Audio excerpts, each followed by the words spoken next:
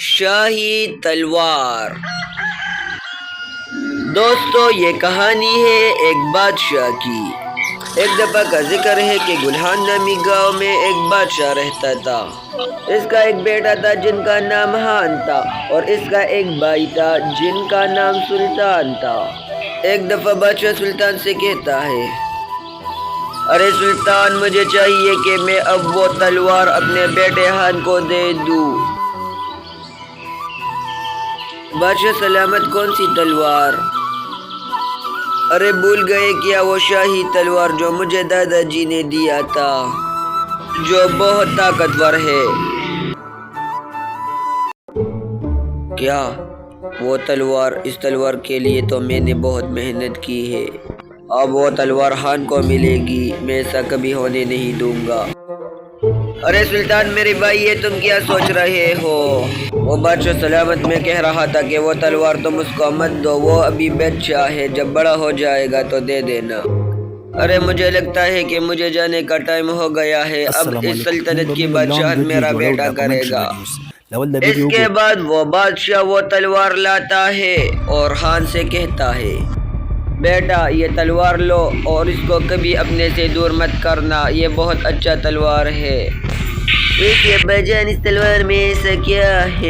وہ تو تمہیں تب پتہ چلے گا تب تم اس تلوار کو اپنے ساتھ رکھ لو گے اور اپنے ہاتھ میں اٹھا لو گے تو تمہیں پتہ چل جائے گا کہ اس کی کیا طاقت ہے۔ یہ بہت طاقتور تلوار ہے۔ ہان وہ تلوار اپنے ہاتھ میں اٹھا دیتا ہے۔ ارے ابا جان، تم ٹھیک کہہ رہے تھے، یہ تلوار تو بہت طاقتور ہے۔ ہاں بیٹا، یہ طاقتور بہت ہے، اس تلوار سے تم کچھ بھی کر سکتے ہو، اور اب تم اس سلطنت کے بادشاہ بن چکے ہو، کیونکہ یہ تلوار جس کے پاس بھی ہوتا ہے وہ اس سلطنت کا بادشاہ ہوتا ہے۔ اب میری بادشاہت ختم ہو گئی اور تم یہاں کے بادشاہ بنے۔ اچھا ٹھیک ہے بابا جان، میں اس تلوار کی حفاظت کروں گا۔ ہاں جب یہ کہتا ہے تو اس کا والد زمین پر گرتا ہے اور مر جاتا ہے۔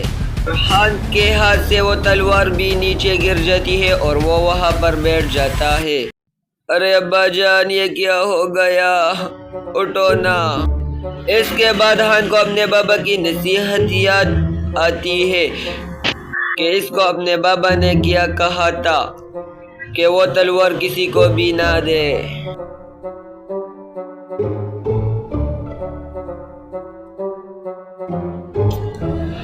ہان جب ادھر دیکھتا ہے تو وہ تلوار وہاں پر نہیں تھا اور اس کے چچا کے پاس تھا۔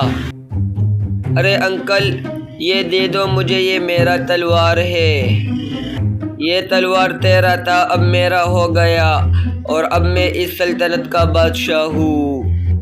ارے انکل، تم تو میرے والد صاحب کے بہت وفادار تھے، بس زیادہ باتیں مت کرو اور تم یہاں سے جاؤ، ورنہ تمہارے باپ کو میں ٹکڑے ٹکڑے کر دوں گا۔ نہیں میرے بابا کو کچھ مت کرو، میں جا رہا ہوں یہاں سے۔ اس کے بعد ہان وہاں سے روانہ ہو جاتا ہے۔ وہ ایک جنگل میں جاتا ہے، وہاں پر اسے ایک آدمی مل جاتا ہے۔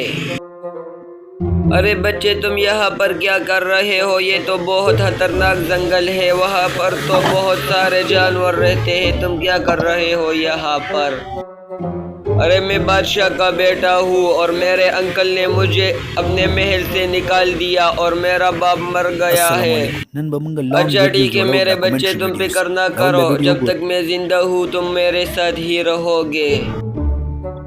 گجر ہان کو اپنے ساتھ رکھ لیتا ہے۔ اسی میں ٹائم گزر رہا تھا اور 25 سال نکل جاتے ہیں۔ سلطان کی بادشاہت وہاں پر تھی اور وہ بوڑھا ہو گیا تھا۔